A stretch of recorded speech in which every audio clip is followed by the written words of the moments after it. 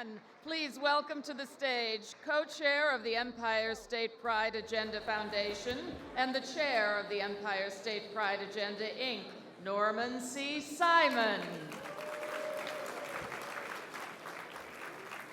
In the summer of 1990, just a few miles away from here on Fire Island, members of the Albany-based New York State Gay and Lesbian Lobby and the New York City-based Friends and Advocates for Individual Rights, or FAIRPAC, began discussions about combining their entities.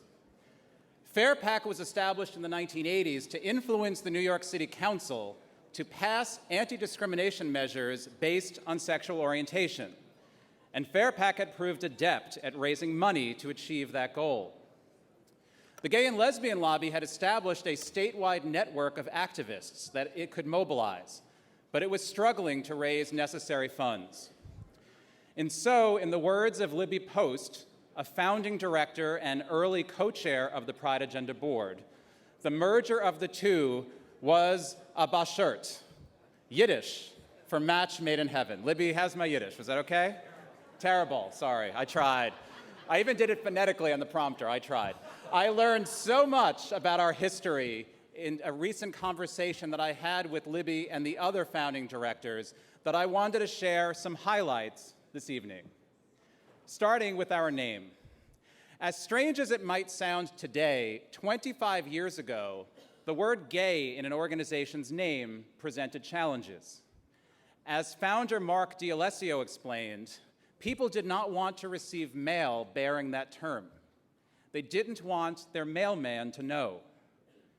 The gripping fear of the closet was still very powerful at that time.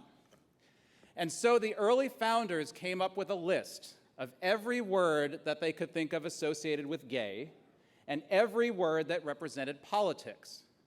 And reading down both lists, when the words pride and agenda were spoken in sequence, a light bulb went off, and we had a name.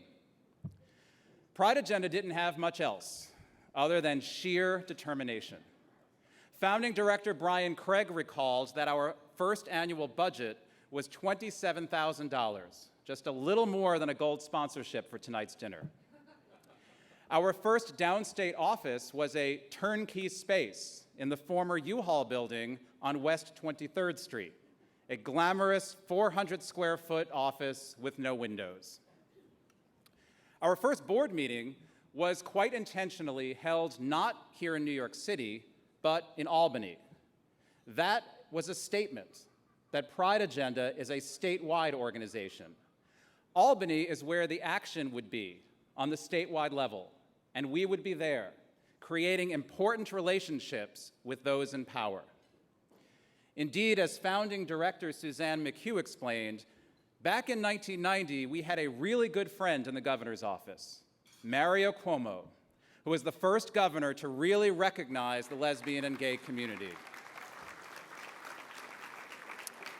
And how fitting that 25 years later, his son tonight announced critical new protections for transgender New Yorkers, standing in his father's shoes as a staunch ally of the LGBT community. Of course, 1990 was in the midst of the AIDS crisis, and it was controversial to even suggest focusing on priorities other than ending AIDS.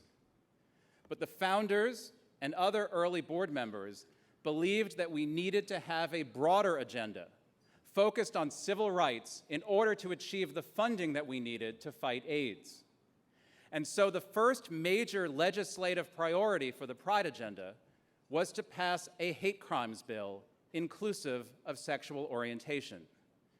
As Libby put it, that legislation would protect us from getting beaten up, and we thought that was a gateway to real rights. As one early founder, the late Jim Perry, so powerfully told Libby, if we had our rights, I would not be dying. And from early on, the Empire State Pride Agenda proved it was a formidable player in the corridors of power in Albany. The New York Times noted in a June 1992 article that, quote, by proving to upstate legislators that gay people live in rural New York as well as New York City, Empire State Pride Agenda has succeeded in making gay rights something Albany can begin to be more comfortable with. And oh, what a journey it has been over these past 25 years. Looking back at all that the Pride Agenda has accomplished in this last quarter century, founding director Michael Katovitz noted that from the start, he never would have expected to see marriage a reality, and that the Pride Agenda had grown in strength and in influence beyond our dreams. Indeed, it has, because of the vision, the courage, and the sheer determination of the original founders. Today's Pride Agenda Board of Directors stand on their shoulders, and on the shoulders of so many other selfless and talented visionaries who have led this organization over these past 25 years. It is my honor, on behalf of today's boards and staff, to present this year's Douglas W. Jones Leadership Award to the founding directors of the Empire State Pride Agenda.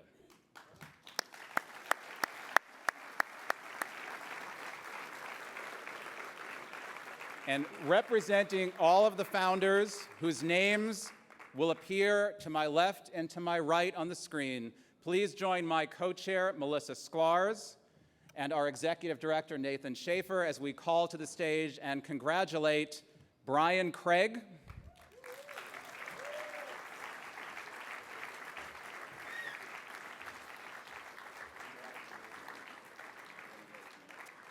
Mark D'Alicio,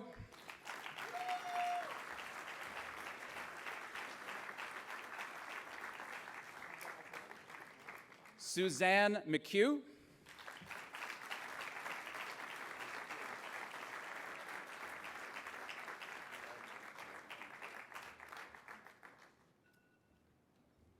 Libby Post,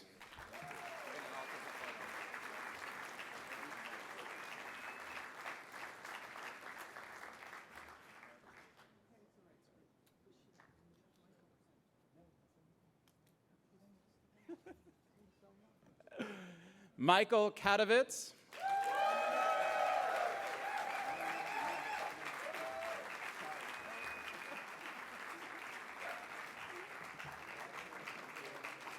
Kimberly Turner,